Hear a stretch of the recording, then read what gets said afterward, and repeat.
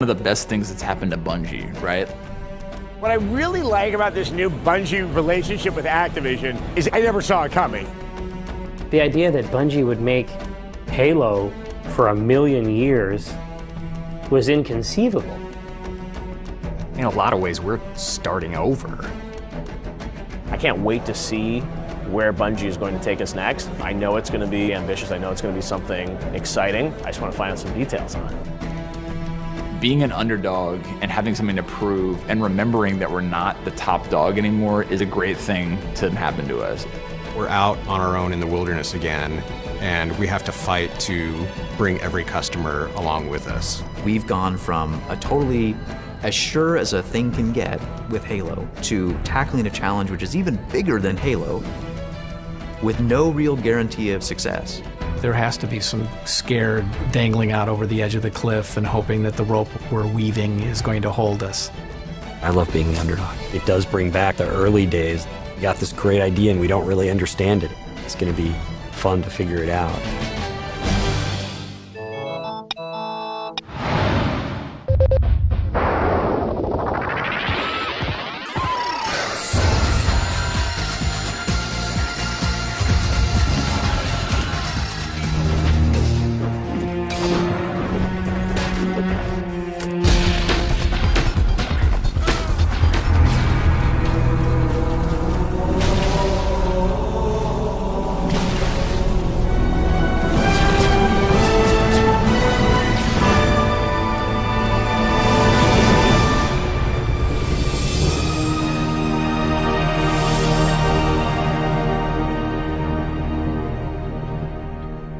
My senior year of college, I was taking an artificial intelligence class, and Jason was in that class. He had a way cooler computer than I had, which really pissed me off. So, we just got to talking and thought maybe we should try partnering up. It was clear right from the get-go that Alex was the business guy and Jason was the creative guy. Take his ass and take that camera. I was working on a game, and Alex was trying to start a company. All right, well, here we are in downtown Chicago. This is the classy part of town. The original Bungie office was not here. For that, we gotta go south. We occupied the second floor, so we got broken into a couple times. Several times, yeah. There was that crack house behind the building. I was employee number 5. We were in one room, well, a room and a half. Everybody did everything. We ended up with Pathways. Pathways into Darkness was our first successful game that made a profit. Then came Marathon, which was a real big hit for us. So, Jason, when you shipping Marathon? Marathon was the first shooter that actually had verticality to it. It had that sci-fi sensibility. Mac gaming didn't even really exist for me before Marathon. Marathon made me dizzy. I remember being amazed at the sort of the world that Bungie had created. We were bound by this camaraderie. Though we seem really immature right now, we're actually having some genuinely good interactions. Oh, gee, good lord. It was our lives, 24/7. It was kind of like being in a band. Soon, you will be food. But the project that we were working on, which was called Myth, I thought was really interesting. One of the most significant things that we did with Myth was we developed it for the Mac and the PC at the same time. It's amazing that Bungie was able to sort of nail first-person shooters for the Mac and then move to the other big genre on the PC, which was strategy games, and then nail that with Myth. Myth's the first time that real-time strategy didn't have micromanaging built into it. Sir, we're moving. Myth was a revolution. Hold your fire! It was an RTS that got rid of all the RTS both. You use the terrain to your advantage, which isn't something that a whole lot of games did at the time. I think Tuncer needs to get the shaft. I definitely didn't think Bungie was going to last. It didn't seem like they had a real plan for the future. We had the advantage 20 years ago of being really stupid. I mean, being really young, but that young is stupid. That's pretty cool. In that mindset, like anything is possible, so you just get started and then you figure out what's hard on the way. This is what I think of the Computer Game Developers Conference. The first time I met Jason, he said, "Why are you okay with building environments the way that you're building environments?" And I said, "Well, why would I not be okay? Like, I have some other choice?" And he said, "Yeah, absolutely." That sort of gave me a hint as to, oh, okay, that's kind of what our culture is about. I think it all starts with the idea that we were our own customer and that anybody else who was going to play our games, you know, we were in their shoes. A big moment in Bungie, I think the one that stands out to me more than anything else is the Myth 2 installer bug. That installer bug that would remove your computer? Yeah, if you tried to uninstall the game, it was just a scorched earth policy, like, oh, you don't like Myth? Well, we're taking your machine. There was 500,000 units that were boxed and shrink wrapped and everything else. Alex decided to do the right thing and recalled all the copies. It was just horrible. They had to reprint all the discs. Everybody was in the office stuffing new CDs into boxes of Myth 2. That cost the company a good chunk of money. It was at least $1 million mistake. A misstep like that is going to put you in some serious jeopardy.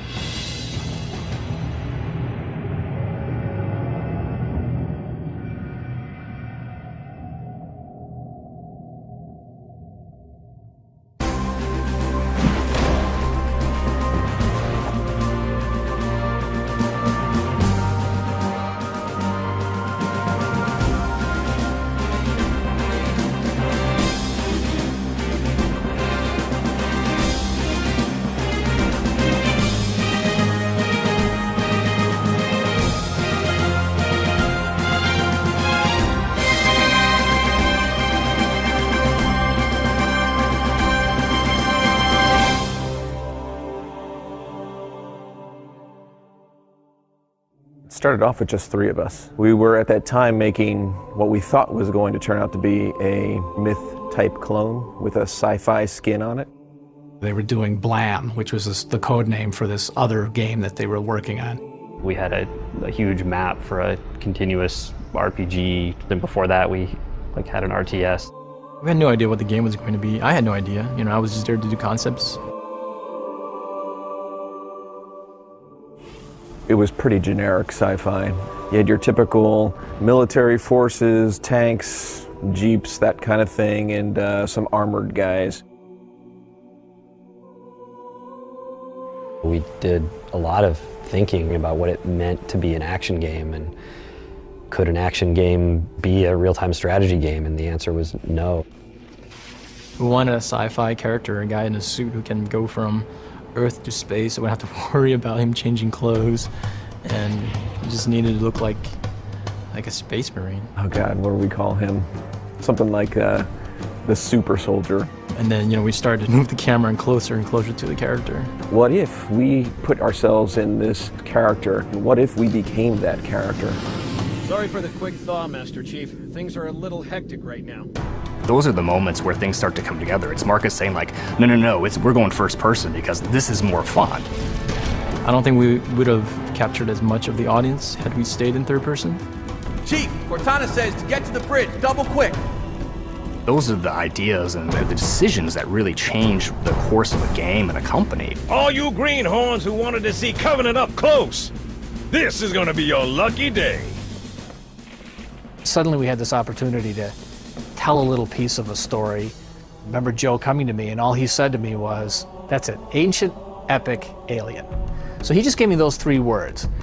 And I thought, okay, well, I'll just try combining something that does that.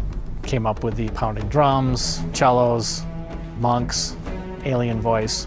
Showed it to the guys on a Monday morning, and then they got on a plane to go to New York and show it at Macworld the next day. This is one of the coolest I've ever seen, and we're going to see, for the first time, Halo. Which really went over big.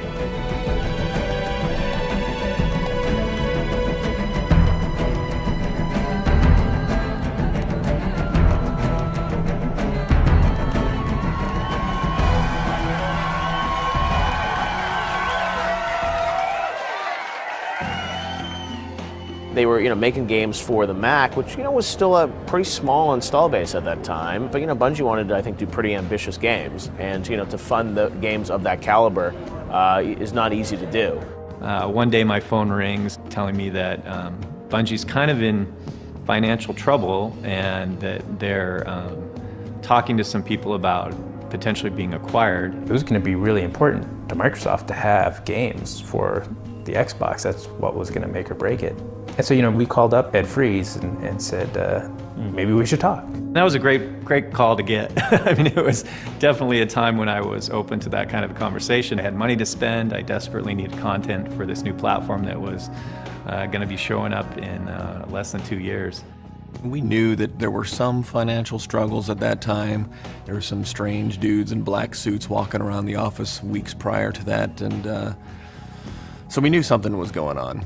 I'd been there for a couple months, and then I get called into Alex's office, and he's like, so we might be moving to Seattle. And I was like, oh God, I just signed a lease. This is a group where I respected their talent because I had seen their previous games. I mean, I probably would have been interested in them just for the team, but the fact that they had this Halo thing that they were trying to figure out was a plus. Ed came into me one day and said, I want you to go talk to Jason and Alex and tell them it's all going to be okay when we buy them. Greed. Pure and simple, cashed it in, sold our souls, came out here. I mean, if you're gonna sell your soul, Seattle's a pretty nice place to do it.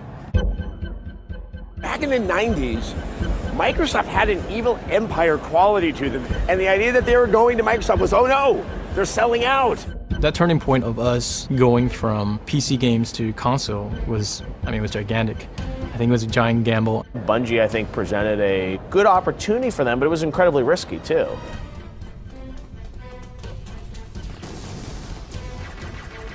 One of the main pulls for the team to move into Microsoft was to be a part of creating the Xbox and making a game that really used it. Jason said it best, I think. He said that Microsoft is building the biggest cannon in the world, and they're pointing it right at Sony, and we can be the bullet in that cannon, and we can make a really big impact on the course of the game industry. All right! Yeah, that's cool. We got very excited about the opportunity to define a platform and to define a franchise that would be important to the platform.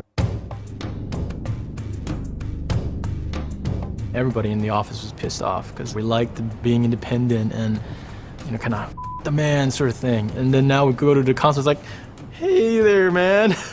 He's like shaking your hand instead of raising your fist up. It was exciting, as well as terrifying. I had this nice spot in this building picked out for them, and I thought they were going to love it, and they hated it.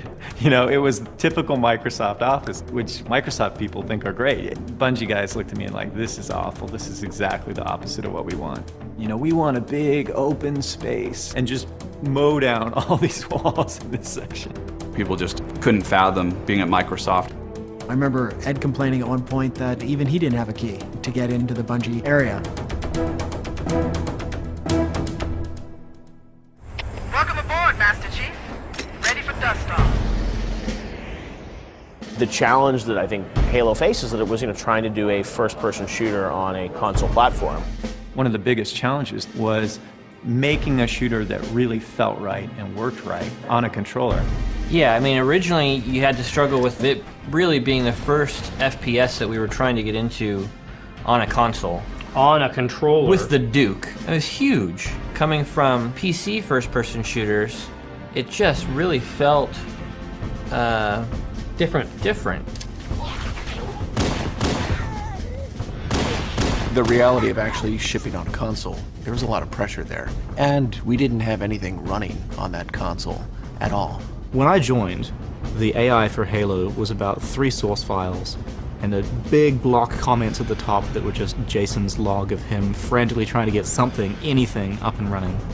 Jamie Griesmer and myself, we just sat down and worked on 2 signature encounters. One was the beach on Silent Cartographer, which is the classic kind of wave advancing encounter, and the other was the classic defensive encounter. We really only had one shot at it because we weren't going to have time to go back and scrap the AI system, so we just knew we had to get it right. We had a lot of content to build, gameplay experiences to create. So all these grand ideas we had of this huge open world experience quickly dissipated. Bungie has always had a way of finding out what's important in a particular game style and throwing away the extraneous stuff. Going to see if we can save some soldiers. Roger, Cortana. I think there were a very small group of people who felt like Halo would be the defining game of the Xbox. There were a lot of other games that were getting a lot more attention really than Halo. Malice, Munch's Odyssey, racing game. I think they put a lot of their bets on this game called Azarek. I don't know if anybody remembers that. Master Chief was certainly a part of it, but he wasn't the guy. It wasn't preordained that it was going to be Halo. Halo earned that right, you know, by being one of the best titles in development at the time. Good luck, Master Chief. On Halo, one of the moments that always sticks out in my mind was once we actually got B30 up and running and you could play it. Just something as simple as driving the Warthog on B30, which was fun. That was a defining game experience.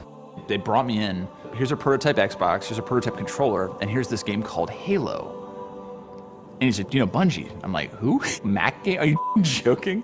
He gives it to me, and I'm sort of staring around. I'm like, oh wow, this is amazing. Like I just, and all it was the B30 running around on the beach and just shooting stuff. I was like, this is fantastic. There was such an energizing moment. I said, oh, you know, this is what we're actually making. All of a sudden, the team just kind of got traction and kicked in and started going at high gear. At that time, there were 3 teams. There was the Halo team, there was still the Phoenix team, and then there was the Oni team. They owe it all to the Oni team because before we came up from San Jose, they had no multiplayer. So the multiplayer designer and the multiplayer programmer came from the Oni team. Getting closer and closer to the deadline for Halo, each one of those teams ended up getting absorbed into the Halo team because there was just no way we were going to make it. We almost cut multiplayer out of it a few days before we had to ship the build because it wasn't really working that well. You know, we were having arguments about how many people can actually connect a box together. We're like, yeah, maybe in college dorms people will do it, but who's going to carry a TV to their friend's house? Everybody was pushing to keep multiplayer in, but none of us knew just what it would mean. That was the first time I felt like I was part of a team that was moving inexorably towards something. The awesome thing was watching the game being built. I probably wouldn't have made the Covenant guys so colorful, but that was a request from Jason. Shinier, brighter, more color. I'm like, dude, you're nuts, man. This thing's like rainbow, it's horrible. Obviously it worked. I mean, he knows it from a gameplay perspective. Like, this is what makes games tick. Sleep well? No thanks to your driving, yes. So you did miss me. I think I auditioned with a British dialect, and then I auditioned with just a vaguely Spanishy, Frenchy, German sound. And I don't know if it was Marty or who said, just do your own voice, get in your lower register, and give that to us. Halo. It's finished. No, I think we're just getting started. Halo was incredibly unique because it, you know, there wasn't anything like it. This sort of perfect storm of music and art and universe design. You could see that someone had really thought through a world. And the greatest stories, especially in the sci-fi realm, are coherent visions. The continuity comes from an underlying vision that shines through. Halo was an action game, and it put you in this world where you could be the most powerful actor in this rich physical simulation. It gave you this ability to become competent and then show your competence to your friends competitively or to your friends cooperatively. I'll never forget this. I get like a headshot on Zach, and I'm like, sit the down. And there's like applause. And I turn around, and there's a group of people who are watching. And before I know it, like we have this line. And people were like coming in, playing their 10 minutes of Slayer, just getting right back in line. Multiplayer and Halo just go hand in hand.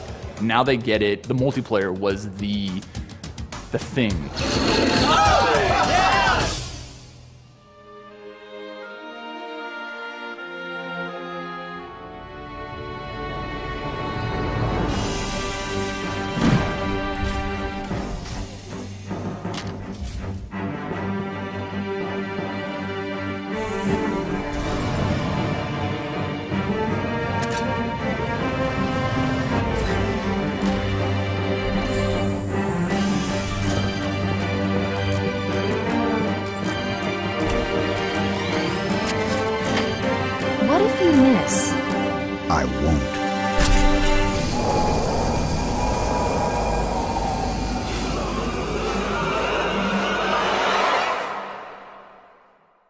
story of Halo 2 is kind of like a 3-act tragedy. In Halo 2, they really wanted to take even another step up in terms of the depth of the story in the universe. I mean, Joe and Jason and stuff have created this really rich universe, richer than you could get across purely in even the tools that they had at their disposal.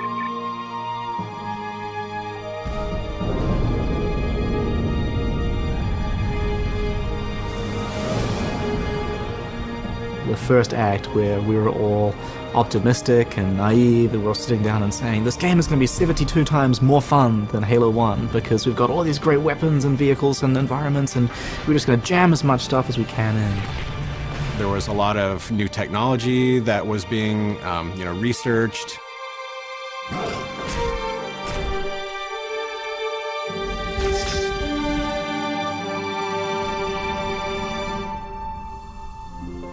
And we had to throw out a lot of stuff that we had wanted to do.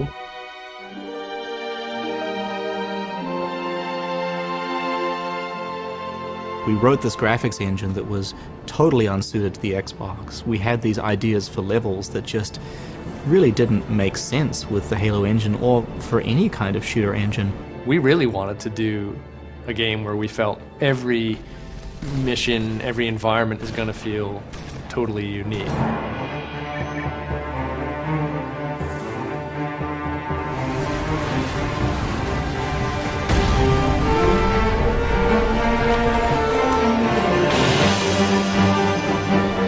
We let our ambition lead us into some very, very scary places.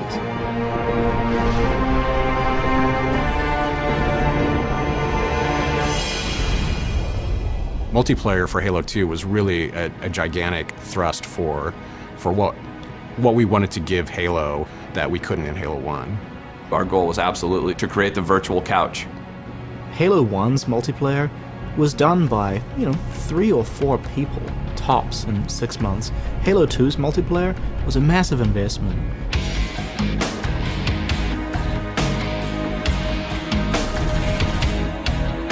That kind of resource crunch really caused a lot of tensions on the single-player side of things, because now all of a sudden we're trying to build multiplayer environments that have to look as good as the single-player part of the game. Get to that first time when we get 16 boxes all working together and understand that it wasn't like there was a bunch of maps to go play now. It was just we got 16 boxes and we were able to kind of run around and it didn't crash. We absolutely love playing multiplayer. I mean, everybody in the studio is playtesting these maps every day. Sniper! Sniper! Oh! Holy shit, like I'm talking to you and I'm totally shooting you in the head right now, and that's amazing! In many ways, Halo 2 was the title that was the breakout title for Xbox Live. The Xbox team, we co-developed with them or helped them design and develop what they called the Tsunami feature set, which was a lot of the new live matchmaking multiplayer features. We built our own friends list, which you can now do friends and friends parties in the Xbox Live Dash, but we built it in Halo 2 first.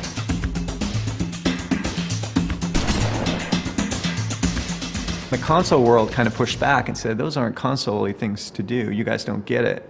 But we really did get it because we had already seen it be successful on the PC. You know, we had seen that multiplayer play is the future.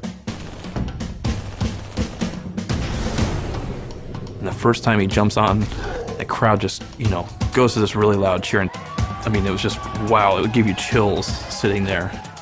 It's something that you don't really see very often at E3 in the middle of a demo where people just like, yeah, that's awesome.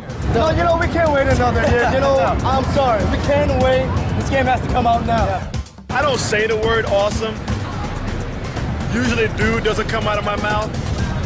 But the truth is, the game is awesome, dude. How the hell are we gonna beat this game? Hurry it up, let's get it out of here.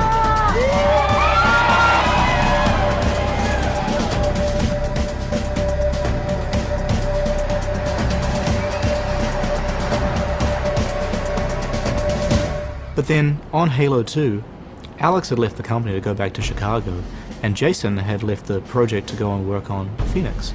So without Alex and Jason, the Halo 2 team was led by a committee. We kind of went through the second act, where we were really trying to deliver something that was just impossible. We kind of found ourselves standing there after E3 2003, and we were kind of looking around and saying, okay, well, we can't possibly build this game. We were going to show something at E3 that was actually going to be in the game. It's not in the game. It was very clear at the time that the future of the studio was in Halo 2, and if Halo 2 failed, that the studio was going to be a very different and less fun place to be in.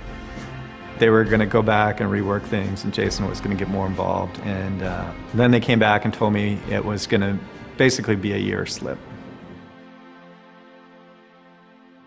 The devil himself stood up and told us we were never going to ship it, and and rammed his pitchfork up our asses. Halo 2's, not where we want it to be right now.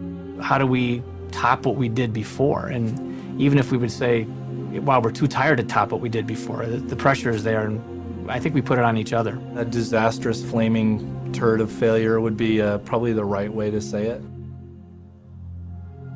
We have the whole climax of the game planned out on Earth, and we're not doing it, and that sucks. Before Halo 2, we could fail in silence and in misery, but no one really knew when we were failing. And then something like Halo 2, where everybody knew that we cut missions at the end, that we lopped off our third act. We failed spectacularly in public as far as the story was concerned. Yeah, they literally did have to cut off sort of the end of the game. There's the big knife, and we just chop it sometimes.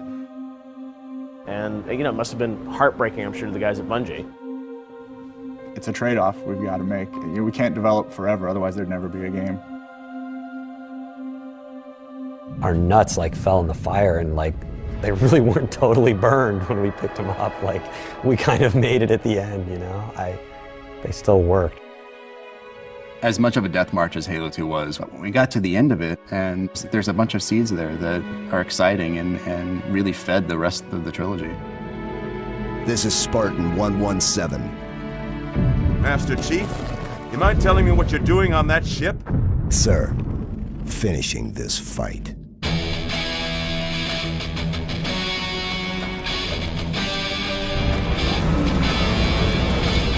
The difference between entertainment that's successful and entertainment that's forgotten is only how people react to it. So no matter how successful we were on Halo 2, it doesn't matter how hard you worked, and they don't give a if it took you 2 seconds or 6 years and 20 gallons of blood.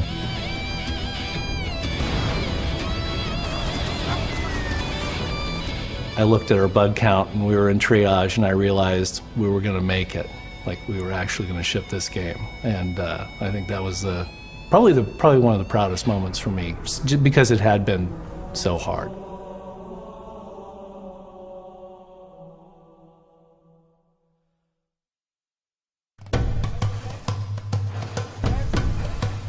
The biggest legacy that Bungie has had is in the community. I got him out, I got him out, I got him out. All of us were caught by surprise just to see how it became a cultural phenomenon in its own way, with people gathering in basements and having LAN games. Don't jump! We have competitive people, we have people who like to play for fun, we have campaign people, multiplayer people, firefight people. Doesn't matter how far or how hard it is to get here, we do it because we love it. We've got people that flew here from Sweden, we've got people who come from every corner of the country, and that's not a hardship, that's part of it. I pick people up that I have never met before, and I drive them here from the airport, and it's crazy. I mean, I've never met them, but somehow we share this bond. Somehow we've been friends, even though they've only existed as characters on a chat room screen. You have people here that didn't even start with Halo. They started with Myth or Marathon, and they've carried through this whole time, and it's incredible. Bungie's always showed a love for its community. They're here right now. They're not just a gaming company. There's an interpersonal relationship between the millions of fans that Bungie has and the employees.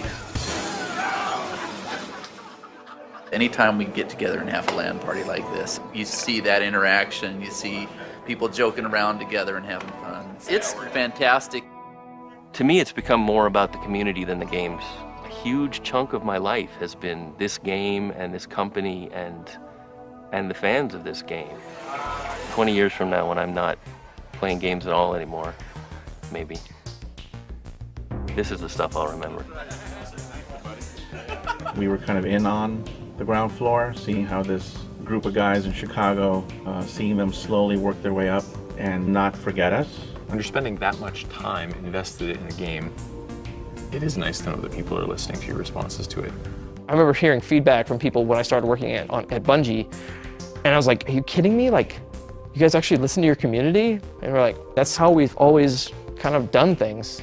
I went to E3 and signed autographs, and that blew my mind that there were so many people in line and excited about this game. Bungie's done an amazing job, I think, speaking to its community on an ongoing basis. Had me at Halo. That is our expression. I think that because they were obsessive in what is this world, who are these people, that you could get a community forming that would do derivative fan-based work. And my favorites of this are the Red vs. Blue series. How ironic. No, that's not ironic. Ironic would be if we had to work together to hurt each other. No, ironic would be instead of that guy kidnapping Lopez, Lopez kidnapped him. I think it would be ironic if our guns didn't shoot bullets, but instead squirted a healing salve that cured all wounds. I think it would be ironic if everyone was made of iron. The fact that Red vs. Blue even exists is a testament to what Bungie does for their community. Absolutely.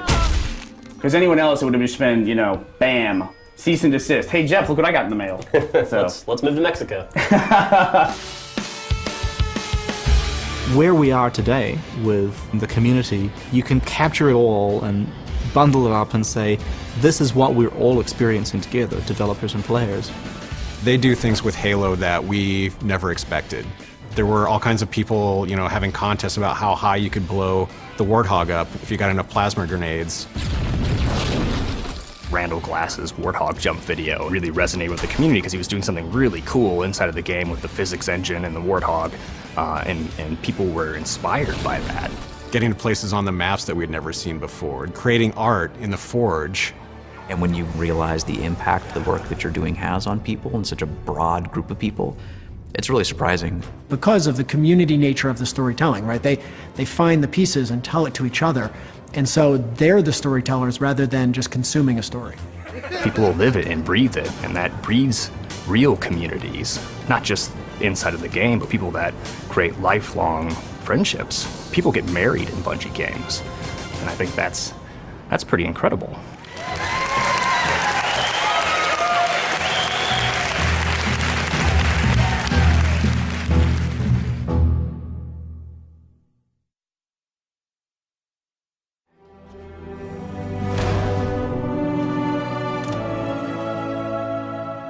I know you, your past, your future.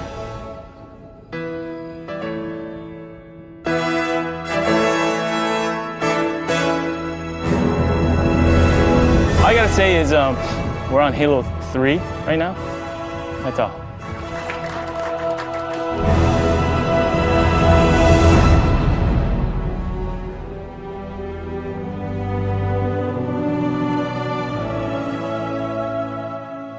We wanted to create something that stood out from the crowd a little bit.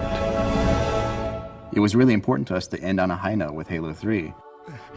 Send me out. Feel the pain.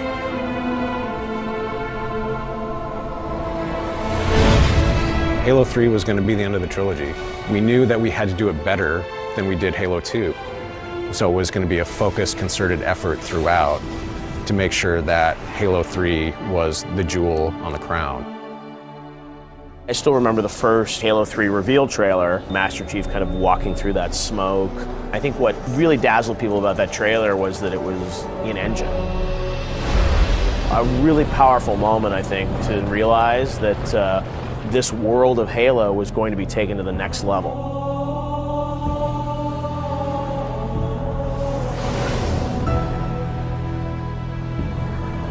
We're shipping on a new box. We've got all this new tech. We're kind of rewriting the engine. We've got higher def.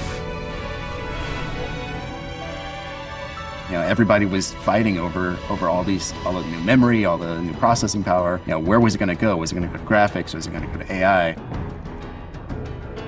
I remember that as being like one of my most nervous Are we gonna be able to do it? Like, are we actually gonna finish it? Because one of the top risks on Halo 3 is we're gonna have to cut co-op again because we can't get it to work. Nothing got done today. What? We had a crash. You had a lot of influx of new people. Closing on bug number 25,000. They were super excited to work on a Halo game. So that actually carries you. I think it's cool. You think it's cool? Yeah. If you do something cool, then the artists will go out of their way to try to use it. Seeing all this water all just popping up and down, you know, like in every level, that really makes me very happy. And so that's got to be one of my favorite moments.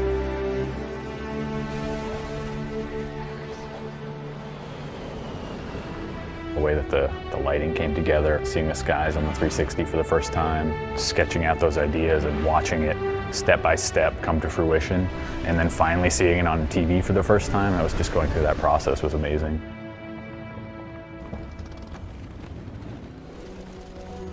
We went through a full year of pre-production on this project. And so when we moved to Halo 3, when we moved to the new Xbox, we could do close-ups, we could do solid facial animation. Where is she, Chief? Where's Cortana? What's gonna happen to the Chief? What's gonna happen to Cortana? Chief. Cortana? High Charity, the Prophet's holy city is on... Cortana. Cortana plays a huge role in the fiction of this game, and we didn't want people to forget about her. We actually see her fighting for her existence.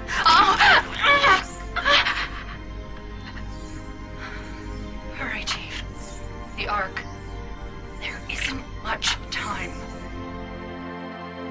It was just a really powerful idea for us. You know me.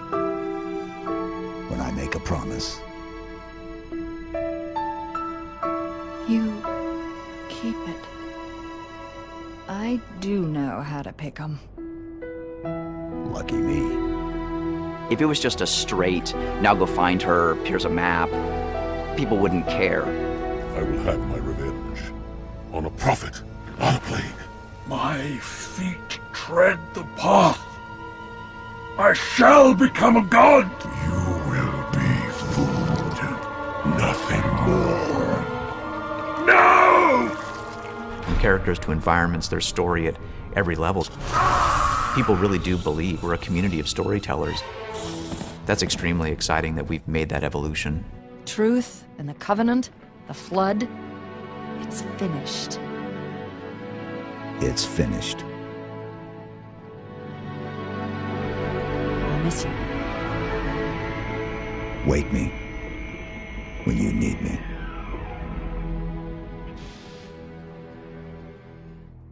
Halo 3 to me seemed to be like the next step after Halo 2 from the point of view is when we added Forge, file share, save films, and co-op.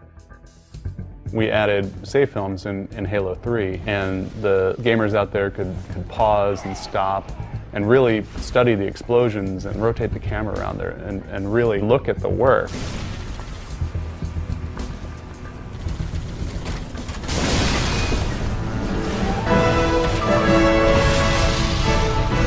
That was a real-time, direct connection to our community.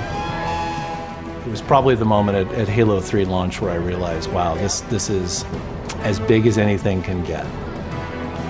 I remember being in Manhattan where the big launch was occurring, and it was absolute pandemonium. Bungie turned it into this seminal, worldwide cultural event. You might not see people playing games because it's practiced in their own home, but everybody is doing it. Less than 50 seconds until you guys get your hands on Halo 3. You pumped? So excited right now. Master Chief rules!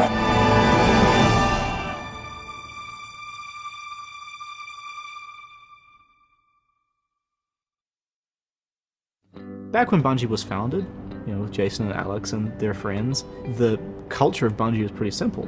There's a bunch of college kids who wanted to drink beer and eat pizza and like do amazing cool stuff in their basements. It's such an important cultural ideal here that this studio owns what it creates.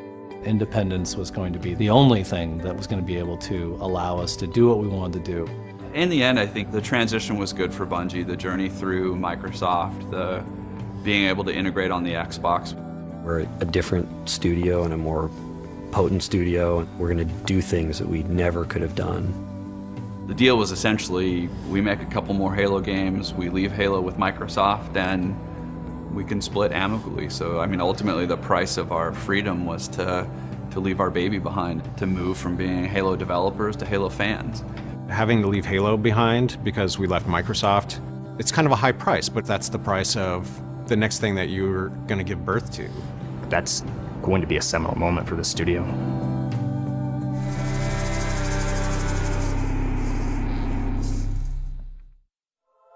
Harold had promised Microsoft, we had 2 more Halo games, and Reach was only one of them. What can we do in 1 year with the engine we've already built, not a whole lot of engineers, just a handful of artists? What can we do in a year to get a game out the door? Harold looked at us and said, make it happen.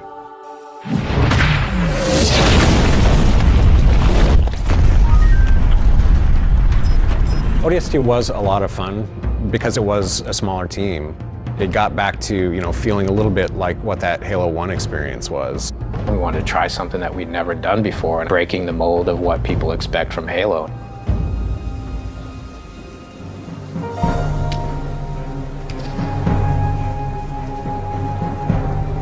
Even faced with making a game in a year, we couldn't just kick something out. We wanted to make it different. We wanted to tell an interesting story in a new way. Pretty early on, film noir was mentioned, detective story was mentioned.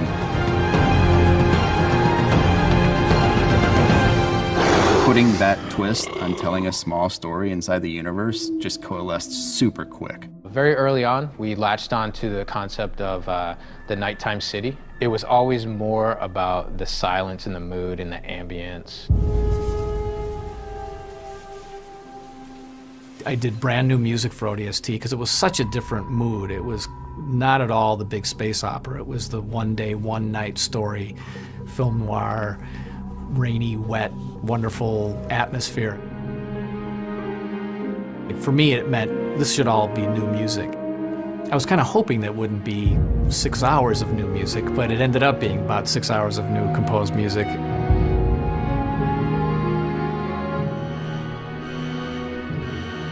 You know the music. Time to dance. ODST is the best single player. ODST is, beyond a shadow of a doubt, the best Halo campaign in existence.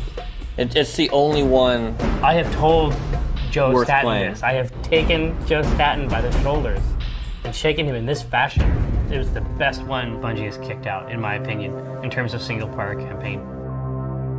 Everyone will agree, not only should games have stories, have great stories, but that we're all in charge of telling it. The FNG, a rookie. Not exactly green. No ODST is. If I didn't think he could do the job, I wouldn't have him on my 6. He doesn't say much, but I don't care. I just need him to listen. With Firefight, we knew we could take these intense experiences and kind of expand them out into a co-op flavored game type.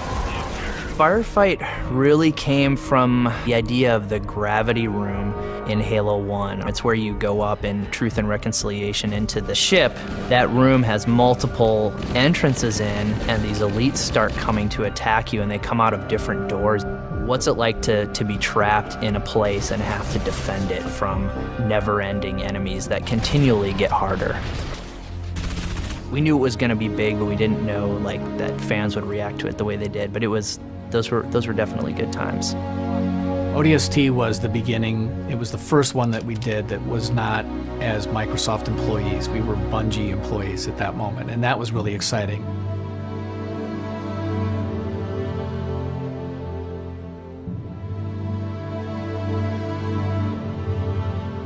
The Covenant have found Earth. They own New Mombasa. Anyone that could have driven them off is dead or gone. I'd say that makes for desperate times. Me and my team? Guess we're the desperate measures.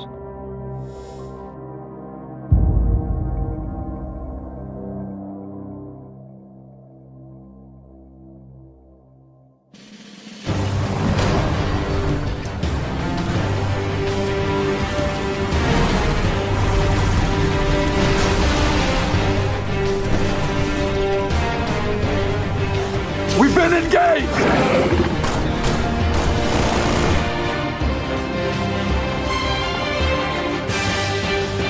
It's the winter contingency. May God help us all.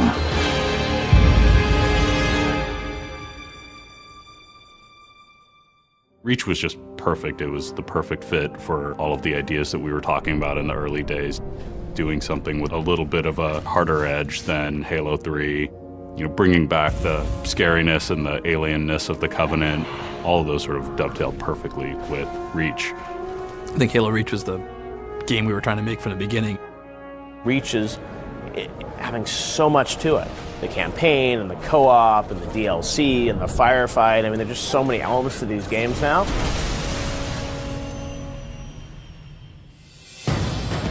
We have this opportunity to look at the entire franchise, and we were like, okay, it's now our time to close out Bungie's contribution to the Halo universe.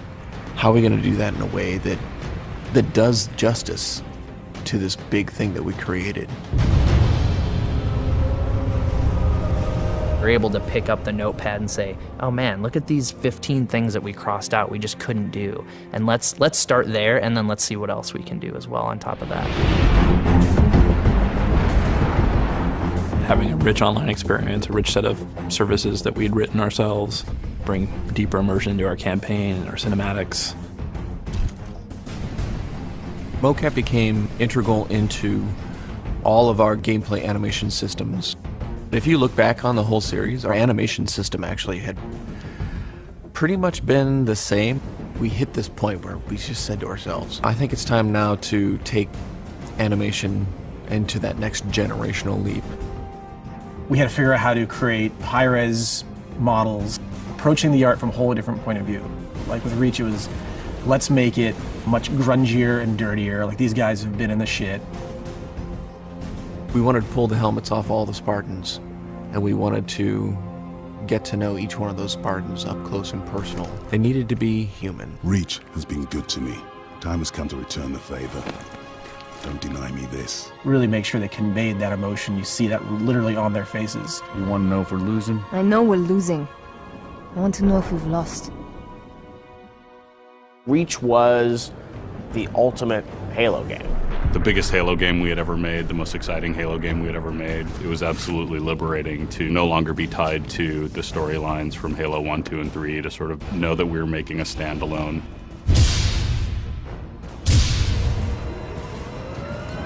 I don't think you can make a good game these days without taking into account all elements of it.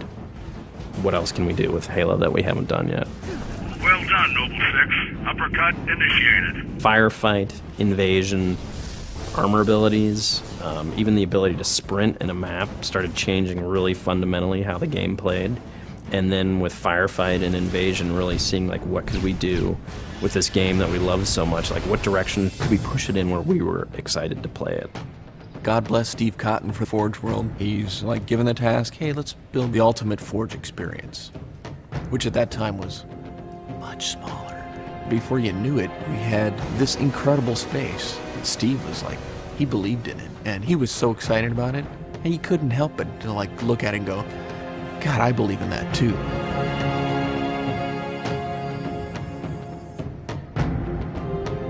I think anyone that played Reach and was a fan of Halo, I think felt a sense of completion. I look at that final sequence with, you know, the helmet sitting there shattered and, you know, the world around. I mean, it actually, you know, it reminded me of that first moment when I saw Halo at E3. I was more proud of Reach than I was of, like, any game I've ever worked on. With ODST, with Reach, in ways that we haven't revealed yet, we absolutely learned important things from all of those games. How does it feel to finally be launching this game? Feels better than we ever thought it was going to be. I mean, we're super excited to have this game finally get out there in the hands of our fans. And the reviews are out online. People are loving this game. They're saying it's the best Halo game you guys have ever created.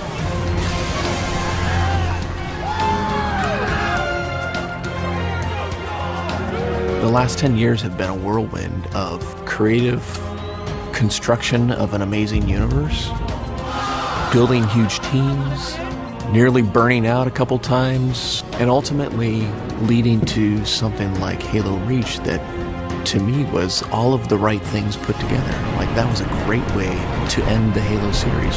That was the perfect way to do it.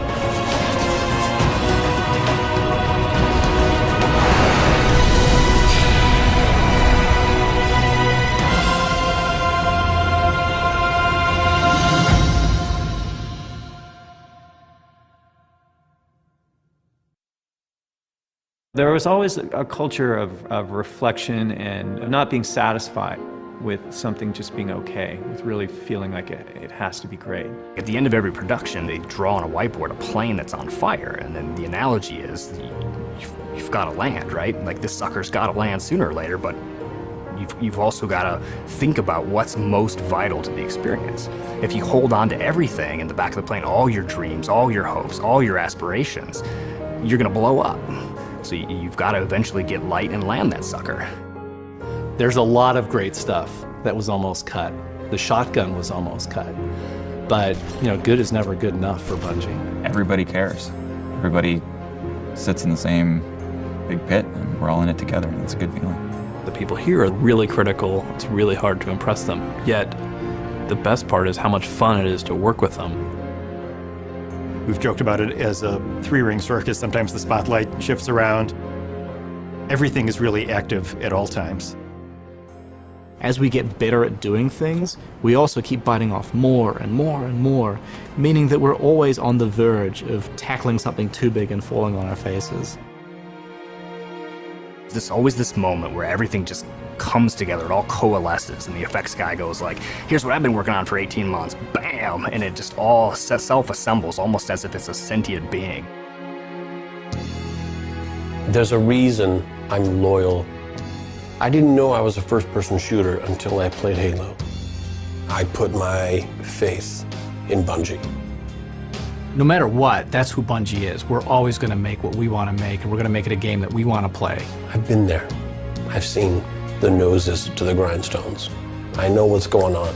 I know that they're working hard. I know that they're passionate.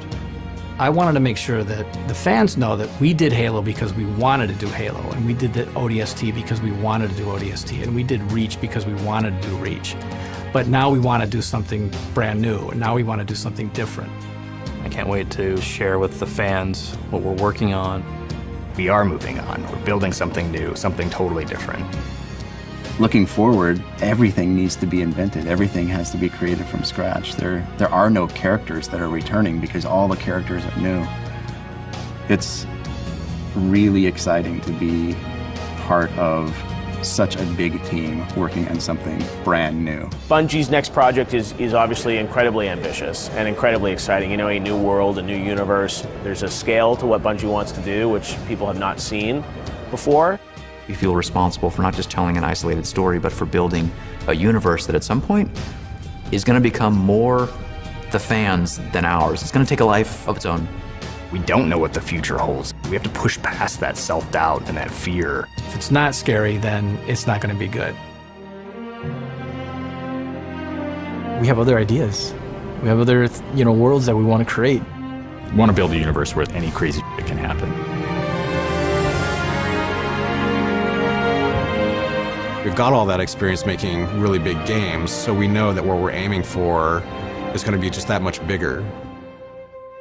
One reason that Tiger is so intriguing to so many people in the studio is that it's reaching players in ways that we haven't before.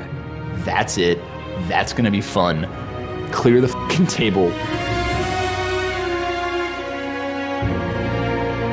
I believe that it absolutely will be a game changer in the way that Halo was a game changer. We didn't even know how big Halo was going to get. How can anything be bigger than Halo? We'll find out.